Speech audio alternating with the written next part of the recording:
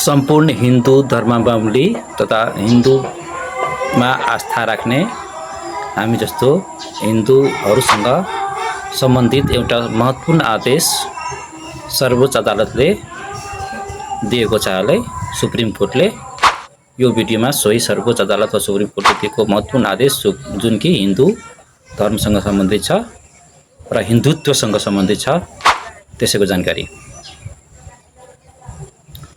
Supreme court of India ले भर्खरै अब हालसालै दिएको एउटा आदेश अनुसार हिन्दुत्व अथवा हिन्दुइजम एउटा जीवनको हैन जीवन जिउने एउटा वे हो, तरिका हो र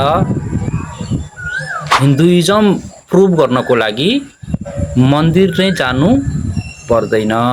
यानी कि म हिन्दू हो, तपाई हिन्दू हो हैन, हिन्दुइजम प्रुभ गर्नको लागि मन्दिर गएर पूजावजा गर्नै पर्छ हैन।